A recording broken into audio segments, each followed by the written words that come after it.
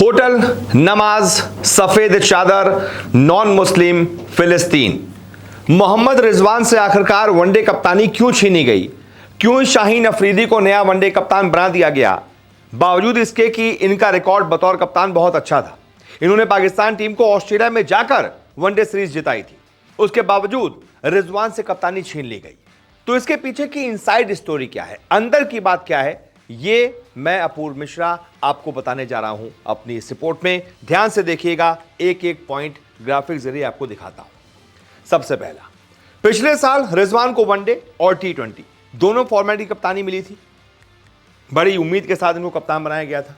लेकिन इस साल की जब शुरुआत हो रही थी, टी20 टीम से इनको ड्रॉप कर दिया गया, साथ ही साथ इनको कप्तानी से भी हटा दिया गया। सलमान अली आगा को नया टी20 कप्तान बना दिया गया। इसके बाद इनकी कप्तानी में पाकिस्तान ने ऑस्ट्रेलिया में जाकर ऑस्ट्रेलिया को धोया, वनडे सीरीज जीती थी। साउथ अफ्रीका में भी सीरीज अपने नाम की थी, लेकिन इसके बावजूद उन्हें कप्तानी से हटा दिया गया। एशिया की जो टीमें होती हैं सपना देखती हैं ऑस्ट्रेलिया में जाकर सीरीज जीतना, साउथ अफ्रीका में जीतना। इन्होंने बतौर कप्तान वो किया। इनको तो अगले 5 साल के लिए कप्तान बना देना चाहिए था, लेकिन इनसे कप्तानी उल्टा छीन ली गई। क्योंकि क्रिकेट और ये जो मैचेस जिताए हैं, ये उसके पीछे की वजह है ही नहीं। क्या वजह है वो मैं आपको आगे समझाता हूं। रिजवान से कप्तानी छीनने की वजह पीसीबी ने खुले तौर पर नहीं बताई। उन्होंने जो भी कुछ देर पहले मेल किया, प्रेस रिलीज जारी की, शाहीन अफरीदी को कप्तान बनाए जाने के लिए जारी किए गए बयान में रिजवान का कोई जिक्र ही नहीं था, कोई चर्चा ही नहीं थी। यानी पीसीबी इस बारे में जाना ही नहीं चाहता है कि यार हमने कप्तानी रिजवान से क्यों छीनी। अब पाकिस्तान के पूर्व कप्तान रहे राशिद लतीफ का कहना है कि फिलिस्तीन को सपोर्ट करने की वजह से रिजवान की कप्तानी गई है। यहां जुड़ गया है फिलिस्तीन का एंगल। राशिद लतीफ ने कहा, रिजवान कप्तान नहीं है, उसने फिलिस्तीन का झंडा उठा लिया, तो क्या आप उसे कप्तानी से हटा दोगे? ये माइंडसेट आ गया है कि इस्लामिक देश में गैर इस्लामिक कप्तान आएगा। ये माइक हैसन, यानी कि जो इनके कोच हैं, माइक हैसन ने दिया है ना, उसे ये चर्चा पसंद नहीं आती होगी ड्रेसिंग रूम में। यानी कि ये फिलिस्तीन की चर्चा, मुसलमानों की चर्चा, कट्टरता की चर्चा, ये माइक हैसन को नहीं पसंद आती होगी। क्यों समझ नहीं आ रही है इन लोगों को? उनकी पूरी 5-6 लोगों की टीम है, यानी कि माइक हैसन की 5-6 लोगों की टीम है। वो चाहेगा ना कि ये कल्चर ड्रेसिंग रूम से खत्म होना चाहिए।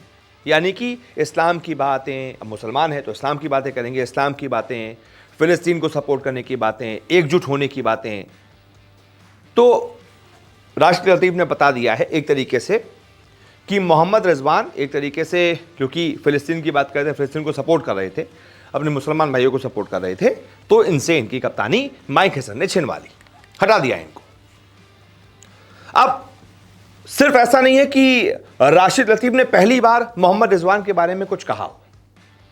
रिजवान का इस्लाम के प्रति प्रेम, उनकी इस्लामिक कट्टरता, ये दुनिया ने पहले भी देखी है। मैं आपको समझाता हूं कैसे। रिजवान एक क्रिकेटर होने के साथ साथ इस्लाम को कट्टरता के साथ मानते हैं, इसमें कोई दो राय नहीं है। मैदान पर जब भी वो शतक लगाते हैं, उन्हें सजदा करते हुए साफ देखा गया है।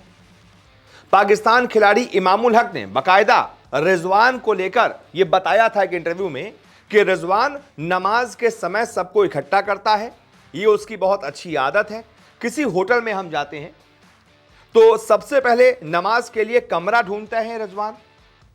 नॉन मुस्लिम को उस एरिया से बिल्कुल दूर कर देते हैं, बैन कर देते हैं नॉन मुस्लिम को कि तुम इधर नहीं आओगे।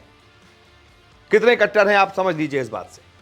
ग्रुप बनाकर, बाकायदा व्हाट्सएप ग्रुप बनाते हैं मोहम्मद रिजवान, और नमाज की टाइमिंग के बारे में सबको बताते हैं कि इतने बजे पहुंच जाना, नमाज करेंगे। बाकायदा फिर यह भी कहा गया कि एक सफेद पूरा चादर भी बिछवाते हैं पूरे एरिया में।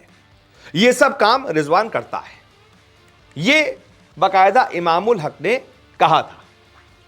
यानी कि मोहम्मद रिजवान कट्टर इस्लामिक हैं, इसमें कोई दो राय नहीं है।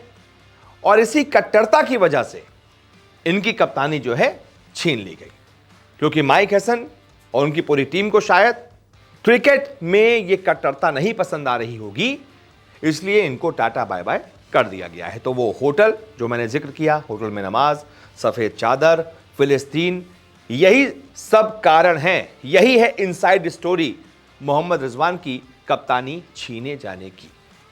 बाकी आप बताइए, आप इस बारे में क्या राय रखते हैं। इस वीडियो को देखने के लिए बहुत बहुत शुक्रिया।